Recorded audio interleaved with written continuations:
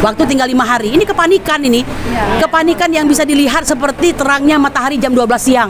Yang menuai apa yang dia taburkan, kan begitu. Yaitu dosa-dosa selama 2 periode yang luar biasa. Lebih baik ada pemimpin daripada tidak ada pemimpin. Bahwa sesungguhnya perjuangan Jokowi ini yang seakan-akan akan mencapai keinginannya itu dirusak oleh Fufu Fafa. Rekor rezim terbanyak memenjarakan rakyatnya. Tetapi kami emak-emak pun dapat bagian ditanggepin yang mengasuskan tentang ijazah palsu. Kalau memang asli, hari ini tunjukkan mana aslinya.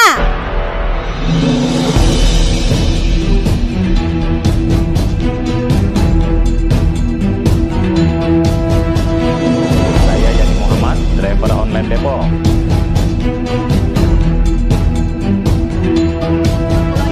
Waalaikumsalam. Ini bersama kita lagi, kita sekarang ada di gedung Grand Alia bertepatan dengan diskusi kebangsaan yang memang hari ini rencananya setelah berpindah 3 kali akhirnya di Grand Alia, dan itu pun juga hanya konferensi pers aja. Kita sekarang gini loh, ini kan negara demokrasi yang sebetulnya boleh-boleh aja kita, apalagi itu hanya diskusi ya, boleh-boleh aja sih sebetulnya kalau kita ini mengadakan di mana aja. Berdasarkan apa mereka pemerintah sekarang ini, rejim ini, sampai aku lihat ya ada video ya yang polisi itu sampai masuk ke dalam dan secara tidak langsung melakukan intervensi ya, seperti kita harus menjaga keamanan. Kalau misalnya memang nanti jadi rusuh, kita yang menjadi tanggung jawab. Nah, sekarang kalau kita balik nih, kalau memang pihak sana yang mengadakan rusuh gitu ya, yang memulai, apakah kita juga yang akan bertanggung jawab itu gitu. Nah, itu aja sih kita sekarang tanya deh sama ibu-ibu ini yang memang kita ada di sini semuanya sama gitu kan. Kita mempertanyakan terhadap apa yang terjadi menjelang tanggal 20 berakhirnya masa jabatan Jokowi. Ayo Bu Ratna, mulai. Oke, terima kasih. Hari ini dalam pertemuan Indonesia pertemuan kebangsaan hari ini ya, kita sudah mendengarkan bersama-sama bagaimana sikap daripada kita semua untuk lebih concern mengadili Jokowi yang sudah banyak merusak, memporak-porandakan negeri ini. Terlalu banyak untuk kita ucapkan apa saja yang membuat kerusakan di negeri ini hingga kita merasa terzolimi di negeri kita sendiri. Untuk pertemuan hari ini cukup keras ya, dan itu sebetulnya pihak istana itu harus mendengar, dan tidak mungkin tidak mendengar. Malu Pak, berhentilah berulah. Berhentilah berbuat pada saat Anda ingin turun. Walaupun Anda kibarkan yang namanya baleho sepanjang jalan, mengucapkan terima kasih atas jasa Anda. Maaf Pak, kami bukan orang munafik. Anda tidak punya jasa sama sekali. Yang ada Anda merusak negara ini. Jadi di dialog hari ini itu sudah sangat jelas. Kami di sini ARM bersama-sama tetap bertekad mengkritisi, kemudian juga kita juga siap untuk menghadapi bersama-sama kawan mahasiswa, bersama-sama rakyat Indonesia untuk mengembalikan kedaulatan negeri ini. Nah, hari ini saya bersyukur, berterima kasih ada banyak anak muda bangsa yang berkualitas. Bang Refli, Bang Said Didu, Bang Roy Suryo, kemudian siapa lagi, Bang Marwan Batubara. Jangan sampai kita ketinggalan menyebutkan, termasuk dari pihak yang tua yang masih berjaya, yaitu Pak Amin Rais ya. Dan tentu saja masih banyak yang lain yang tidak bisa disebutkan satu persatu, utamanya ARM ya. Hari ini silaturahmi kebangsaan ya. Walaupun saya ingin komplain, ini acara seharusnya dilaksanakan di Balai Sudirman ya, dibatalkan karena tidak berani barangkali mendengarkan suara-suara kritis, akhirnya dibatalkan ke Bidakara. Jadi sampai tadi malam saya tahunya di Bidakara, justru pas mau berangkat ini kok dibatalkan, ternyata ada di Grand Aulia. Ya, terima kasihlah kepada Grand Aulia yang masih punya sedikit keberanian untuk menampung aspirasi masyarakat ya. Nah, Pemenuk, saya ingin mengatakan tadi kata cawe-cawe ya, Anda harus paham paham 5 hari lagi Jokowi menyelesaikan masa periode keduanya. Jangan salah paham, beliau tidak pernah berhenti cawe-cawe ya. Oleh karena itu jangan salah, Bang Rizal Fadila mengatakan cawe-cawe tiada akhir ya. Termasuk yang terakhir ini ya, saya sebenarnya terus terang pribadi saya mau menyesalkan kenapa sih Presiden hari ini yang sudah dipilih ya, tinggal dilantik tanggal 20, yaitu Presiden Prabowo Subianto harus datang ke rumah daripada Jokowi di Solo ya.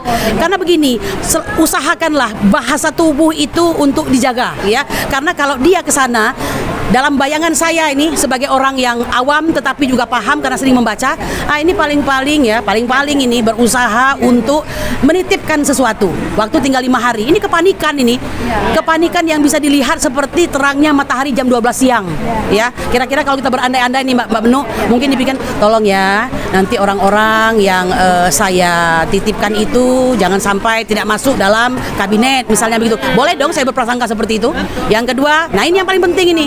Ya, dosa-dosa selama 2 periode ini sudah mulai nih, orang sudah mulai paham. Orang ini harus segera ya memanen apa yang dia menuai apa yang dia taburkan, kan begitu. Yaitu dosa-dosa selama 2 periode yang luar biasa yang oleh Pak Amin tadi disampaikan ada 5 setidaknya kesalahan yang dilakukan oleh Joko Widodo. 3 diantaranya tentang kerusakan moral, kerusakan ekologi, kerusakan ekonomi, kerusakan apa lagi? Yang saya lupa ya, nanti cari lagi. Jadi seperti itu kira-kira. Nah, oleh karena itu harusnya ya Pak Prabowo itu sudah mulai harus jaga jarak. Kalau menurut saya ya, jaga jaraknya bagaimana? Kita ini bangsa yang terluka ya, dan perlu beliau ketahui, Mbak Benu, saya yang semua yang ada di sini, ini pendukung diehard semua dulunya.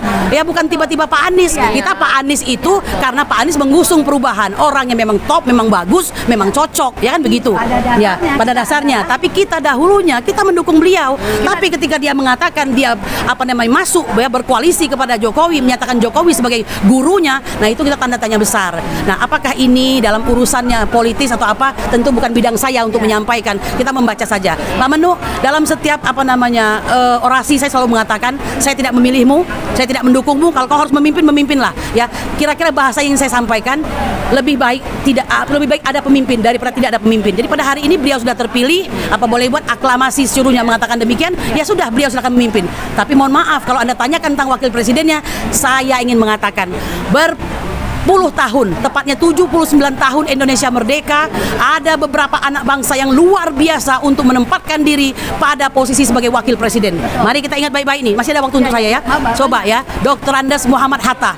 Ini luar biasa. Buku yang beliau ciptakan itu ada 40 buku yang semuanya berkualitas. Beliau anak bangsa yang cerdas luar biasa ya. Jadi ini kelasnya itu kelas wapres.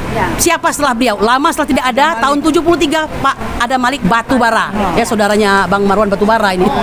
Ya, bayangkan, ini beliau adalah seorang kalau nggak salah juga jurnalis ya, yang luar biasa, yang hebat.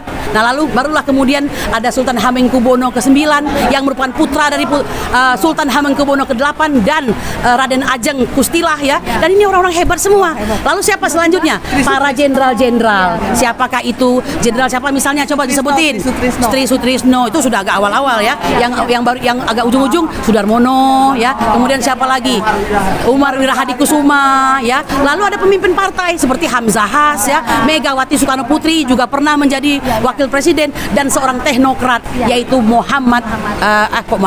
Baharudin Yusuf Habibie ya. Nah, yang terakhir bahkan ulama yang digandeng Jokowi dalam rangka meraup suara masyarakat muslim, kan begitu.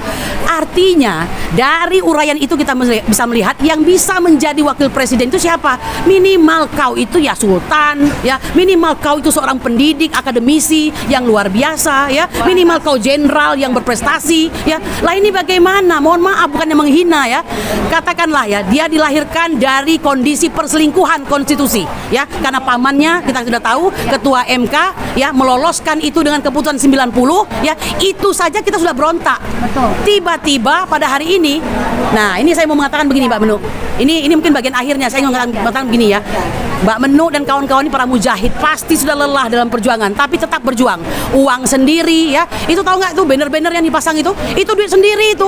Toa-toa yang kemarin sempat dipulung sama siapa itu ya, sama oknum aparat, itu juga uang sendiri ya. Tidak ada. Jangan fitnah dengan mengatakan bahwa kami mendapatkan uang, tidak ada ya. Karena perjuangan yang sejatinya sampai hari ini bertahan terus, itu indikasi bahwa perjuangan tersebut datang dari hati yang murni ya, tanpa dikotori oleh segala macam suap dan korupsi ya. Nah, jadi saya mau mengatakan apa? Perjuangan ini sudah demikian panjang. Dahulu ya, Nabi Musa tidak pernah tahu bahwa Laut Merah itu akan terbelah untuk menyelamatkan mereka menyeberang dari kejaran tentara Firaun. Lalu Nabi Ibrahim juga tidak pernah tahu bahwa api yang membakar dirinya itu akan menjadi dingin ya. Dan kita tidak pernah tahu bahwa sesungguhnya perjuangan Jokowi ini yang seakan-akan akan mencapai keinginannya itu dirusak oleh Fufu Fafa. Apa? Fufu Fafa. Ya, Fufu Fafa itu tadi ya, dirusak sendiri. Jadi kita berjuang udah setengah mati nih, tahu-tahu muncul Fufu Fafa. Jadi Fufu Fafa ini apa? Bantuan dari Allah, betul? Sinyal sangat jelas ya, seperti matahari matahari jam 12 siang. Kalau masih ini tidak mampu menjatuhkan dia, tidak mampu membuat dia lengser ya, tidak diiniin, saya tidak ngerti lagi ya bagaimana itu. Udah jelas-jelas terang benderang, oke? Nah, oleh karena itu saya ingin mengatakan jangan berhenti berjuang seperti halnya ARM, tetap kalian datangi ya dengan segala kekuatan untuk selanjutnya berjuang sampai pada tanggal 20 nanti kita memastikan bahwa dia akan ditangkap, diadili dan digantung ya, begitu. Demikian dari saya. Assalamualaikum warahmatullahi wabarakatuh. Oke, ini selanjutnya nanti Bu Mary ya. Jadi berarti gini, untuk Pak PS ya, ingat pasukan emak-emak itu awalnya ada pada saat beliau ya. Oke, jadi kita ini adalah memang pasukan emak-emak yang dulu, yang sekarang Daihat, tapi kita memang musuh kita adalah Jokowi, makanya kita masih ada di sini, begitu ya. Jadi nomor satu yang harus dilakukan oleh Pak PS itu adalah merebut kembali hati rakyat. Apa yang rakyat inginkan, yaitu perusak bangsa ini, pengkhianat konstitusi harus dihukum dan diadili. Itu aja Pak. Ya, sekarang ke Bu Mary. Bismillahirrahmanirrahim. Assalamualaikum warahmatullahi wabarakatuh. Hari ini alhamdulillah kami dari Lampung ikut membersamai acara silaturahmi kebangsaan bersama dengan para tokoh, yang mana 5 hari lagi kita akan pergantian kepemimpinan. Di dalam kepemimpinan 2 periode Bapak Jokowi banyak meninggalkan kesan-kesan, kisah-kisah yang menyayat. Di antaranya, pertama, kami melihat bahwa di rezim Jokowi ini adalah pecah rekor rezim terbanyak memenjarakan rakyatnya. Di masa beliau menjabat, banyak sekali tokoh-tokoh, aktivis-aktivis yang menjadi tahanan politik, yang menjadi napol dan tapol. Ya, jadi kita berharap ya, setelah rezim Jokowi ini jangan sampai diteruskan kembali oleh kekuasaan Bapak Prabowo. Karena apa? Di rezim Jokowi ini bukan hanya mahasiswa yang pada ditangkepin, bukan hanya para tokoh, bukan hanya para aktivis, tetapi kami emak-emak pun dapat bagian ditangkepin. Jadi mana yang mengkritik, nggak suka, jadi inceran. Seperti itu. Nah, kami memohon kepada Bapak Prabowo berikutnya, jangan sampai yang oposisi itu dianggap sebagai musuh negara. Karena apa? Pada hari ini ketika ada mahasiswa menyampaikan aspirasi konstitusional, surat pemberitahuan masuk, tetapi di lapangan banyak sekali adik-adik kami yang ditangkap, yang dipukulin. Nah, lah kemarin ada peristiwa di Kemang, di Hotel Kemang. Ya, itu satu peristiwa yang sangat mengenaskan. Tokoh-tokoh berkumpul, tiba-tiba ada segerombolan preman masuk. Saya ada di sana. Kita lihat kemarin setelah melakukan satu perbuatan kriminal, pulang dari ruangan setelah membubarkan acara kami, saya ada di tempat itu. Mereka menghancurkan semuanya alat-alat kita untuk diskusi hari itu. Di belakang keluar, kok bisanya salaman, berpelukan, kok nggak ditangkap gitu. Tetapi ketika adik-adik kami mahasiswa menyampaikan aspirasi dengan konstitusional, membuat surat pemberitahuan, itu banyak sekali adik-adik kami yang ditangkepin, yang dipenjarain. Jadi di rezim Jokowi kemarin pecah rekor. Rezim terbanyak memenjarakan rakyat anak bangsa. Di antara rezim-rezim yang lain, kalau kemarin rezim Jokowi itu ada 400 lebih para aktivis, para tokoh-tokoh, bahkan mungkin ribuan kalau kita kumpulkan dengan yang dipenjarakan ketika peristiwa 21-22 Mei September 2019. Jadi kami berharap Bapak Jokowi masih meninggalkan PR. PR-nya di mana? Ketika di rezim Jokowi kemarin ada peristiwa pembunuhan 6 pengawal Habib Rizik, sampai hari ini tidak memberikan rasa keadilan. Kenapa? Karena pelakunya dihukum bebas, divonis bebas maksudnya. Kemudian yang terakhir, Pak Jokowi sampai hari ini, kemarin ada teman-teman kami yang mengasuskan tentang ijazah palsu.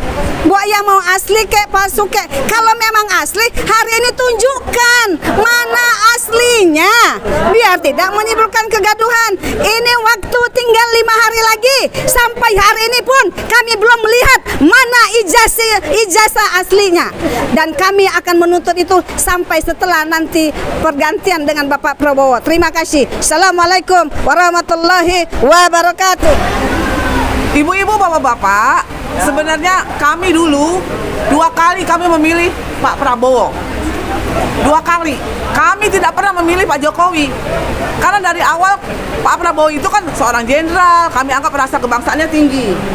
Terus kemudian kami anggap bisa mengayomi seluruh rakyat Indonesia.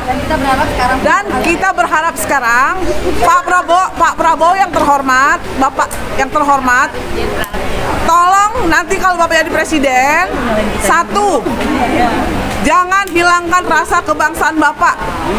Betul nggak, Bu? Setuju. Harus ada rasa patriotisme Bapak yang asli, karena Bapak TNI, Bapak seorang jenderal.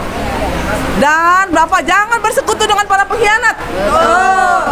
Jangan bersekutu dengan para oligarki. Bapak tolong nelayan-nelayan di pesisir pantai Pik 2 sampai Anyer, sampai Banten, sampai ke Cilegon itu menangis menjerit, Pak. Mereka tergusur. Mangrove yang ditanam beratus tahun, berpuluh-puluh tahun hancur, dibuat bantaran rumah-rumah untuk Cina-Cina komunis. Pik 2 ya. Pik 2. Ya. Itu, Pak. Tolong Bapak, kami sangat menghargai Bapak karena kami 2 kali, 2 periode membela Bapak mati-matian. Walaupun Bapak kalah, tapi Bapak tetap terhormat karena Bapak sebenarnya menang. Ya. Sebenarnya menang. Iya, betul. Dan dia tahu dia menang. Dan Bapak tahu menang, tapi Bapak berjiwa besar mengalah. Tapi sekarang jangan mengalah lagi, Pak. Jangan, Pak. Jangan mengalah. Ya. Jangan mengalah. Tumbuhkan rasa kebangsaan Bapak. Selamatkan Indonesia dari kehancuran. Selamatkan Indonesia dari kejahatan dan kelicikan negara-negara asing, Pak. Kasihan rakyat pribumi tergusur. SDA terjarah semuanya. Nikel, emas, batu bara, semua. Nah, rakyat tidak menikmati. Undang-Undang 33. Pasal 33 tahun 45 tidak dinikmati oleh bangsa Indonesia. Hanya segelintir manusia yang serakah yang menikmati dengan berpesta pora bersama oligarki. Betul nggak, Bu? Apakah selama ini kebijakan-kebijakan yang ada dibuat oleh Jokowi itu membela anak bangsa? Tidak. Saya rasa hampir semua kebijakan tidak membela anak bangsa. Termasuk salah satu, tolong cabut pasal 28 tentang pemberian alat kontrasepsi kepada para pelajar, para pemuda. Apa maksudnya? Itu apa maksudnya? Itu menghancurkan moral. Ya, betul. Itu tindakan yang sangat tidak manusiawi. Bapak mau nggak? Lepas tangan mendidik pemuda. Jadi supaya nggak mau mendidik, maka dikasih itu. Nggak apa-apa gitu Tidak kan. memikirkan akibatnya bagaimana. Rakyat Indonesia dibodohkan dengan narkoba, dengan alat-alat kontrasepsi yang gratis, dengan Pola pendidikan alat Nadiem Makarim. Mohon maaf ya, sebutkan itu. agama dijauhkan, pendidikan agama dijauhkan. Itu sebenarnya yang dasar moral adalah di agama. Kenapa pelajaran agama dihapuskan? Itu apa namanya? juga nggak ada lagi. Apakah itu ajaran komunis? Komunis tidak beragama. Apakah mungkin dengan cara begitu makanya kita dipilihkan wapresnya menjadi yang sekarang itu apa itu? Kami tidak rela. Tidak punya apa-apa. Kami tidak rela. Ibu rela? Oh, tidak rela. Kami tidak rela Fufu Fafa dijadikan wapres karena kapasitasnya Tidak punya kapasitas. nggak ada sama sekali ya Bu ya. Mentalnya juga. Banyak anak bangsa Indonesia yang cerdas, yang baik, yang beragama. Ya Allah, ya Tuhan, apakah buta bangsa Indonesia memilih seorang wakil presiden seperti itu? Ya Allah, ya Tuhanku, tolong. Kita sepakat menolak Fufu Fafa Gibran. Yang 99,9% menurut ahli telematika itu adalah dia. Tidak pantas. Assalamualaikum warahmatullahi wabarakatuh. Kami nangis. Sekali lagi, tolong Pak Prabowo yang terhormat, kami cinta Bapak, kami tahu Bapak TNI ya. TNI itu pasti rasa kebangsaannya tinggi. Tolong Pak, selamatkan pribumi. Bapak lahir dari kandung Ibu Pertiwi. Tolong Pak, terima kasih banyak. Assalamualaikum warahmatullahi wabarakatuh. Selama beberapa presiden ya, tidak pernah ada ucapan terima kasih. Ya karena itu memang seharusnya dilakukan oleh presiden. Jadi kita nggak perlu kan? Nah sekarang kenapa harus ada? Nah kalau memang ada, jadi oposisi pun kita juga berhak dong kalau kita kita juga akan memasang juga poster-poster dosa-dosa Jokowi dan tidak boleh dilarang. Itu aja ya. Oke, ada yang menambahkan? Ini closing statement. Oke. Ya, betul. Untuk menunjukkan kehebatannya ya. Konon kabarnya nih Mbak Benu, menteri-menteri itu juga distimulan untuk menunjukkan keberhasilan daripada kepemimpinan dia. Dan ini sebenarnya kalau mau diterawang lebih jauh merupakan hal yang sangat memalukan. Karena kalau dia hebat dia tidak membutuhkan bala bantuan ya kan. Tapi memang begitulah dia dalam majalah Tempo. Iya betul sekali ya, bocor alus dan segala macam. Saya kira begitu. Kita semua sepakat untuk menolak Gibran menjadi wakil presiden. Jangan lupa tanggal 18. Musnahkan Fufu Fafa. Jangan lupa tanggal 18 kita kita akan berkumpul, turun lagi. turun bersama. Demikian dari Aliansi Rakyat Menggugat. Sekian, terima kasih. Assalamualaikum warahmatullahi wabarakatuh.